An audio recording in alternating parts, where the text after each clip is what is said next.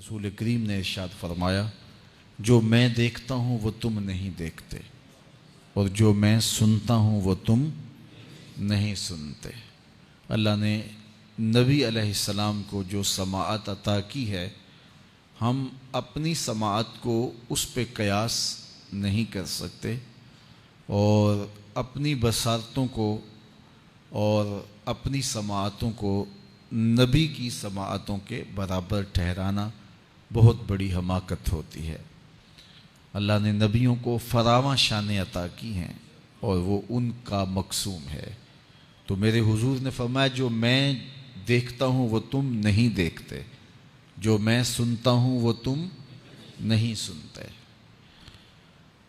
آگے فرمایا کہ اللہ کی قسم، جو میں جانتا ہوں وہ اگر تم جان لیتے تو تم بہت کم ہنستے، بہت زیادہ روتے، تم جنگلوں میں دوڑ جاتے اور تم اللہ تعالیٰ کی پناہ میں آنا چاہتے، یا اللہ ہمیں بچا لے، جنگلوں میں بھاگتے پھرتے، آنکھوں میں آنسوؤں کی لڑیاں ہوتی، چیختے ہوتے، روتے ہوتے، اگر جو میں جانتا ہوں اگر تم جان لیتے۔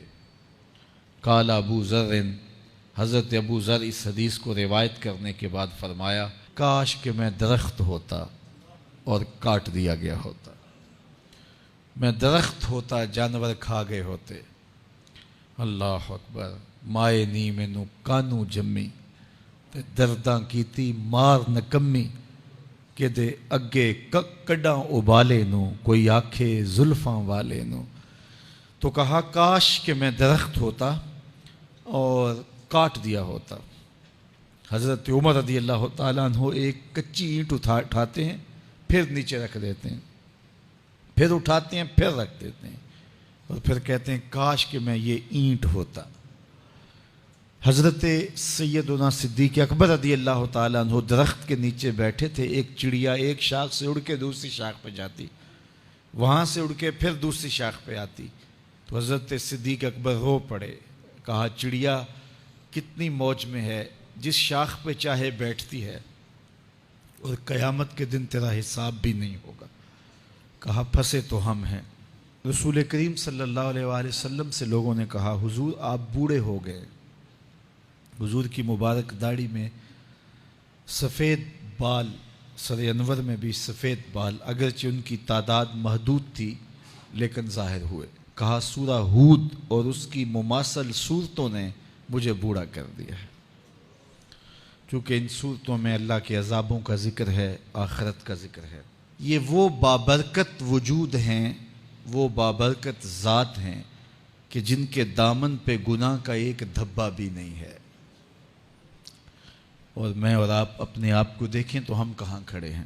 حضور نے حضرت عائشہ سے کہا، زوجہ ہیں رسول کریم صلی اللہ علیہ وآلہ وسلم کی، محبوبہ محبوب کائنات، لیکن ان سے بھی میرے حضور نے کہا، عائشہ گناہوں کو کبھی چھوٹا نہ سمجھنا، گناہوں کو حقیر نہ سمجھنا کہ یہ چھوٹے ہیں کوئی بات نہیں، اس سے کیا ہوگا، اس دن حساب ہوگا، اس دن پوچھا جائے گا۔ تو اپنی زندگی کو مرتب اور منظم کر کے رکھو۔ ہم بہت سارے گناہ دائیں بائیں دیکھ کے کرتے ہیں۔ جب ہم معاشرے میں برائی پھیلی ہوئی دیکھتے ہیں تو ہم کہتے ہیں کہ دیکھو نا یہ سارے کر رہے ہیں تو میں ہی بہتا متقی آ گیا ہوں جی۔ دائیں بائیں دیکھ کے گناہ کرتے ہیں، پھر ہم کہتے ہیں فلاں بخشا گیا تو ہم بھی بخشے جائیں گے۔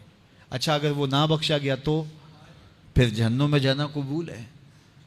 تو دائیں بائیں دیکھ کر دلیر ہو جاتے ہیں۔ حضرت عباس اور حضرت عمر رضی اللہ تعالی عنہ کا آپس میں دوستانہ تھا۔ انہوں نے ایک دن بیٹھے بیٹھے عہد کیا کہ ہم میں سے جو شخص پہلے فوت ہو گیا وہ دوسرے کو خواب میں ملے اور قبر کے حالات بتائے۔ اچانک حضرت عمر کا وصال پہلے ہو گیا، سال کے بعد حضرت عمر خواب میں ملے۔ اس نے کہا عباس مجھے وعدہ تو یاد تھا لیکن سخت حساب آن پڑا تھا تو میں تو اس کے اندر لگا رہا، تو اب کیا ہوا؟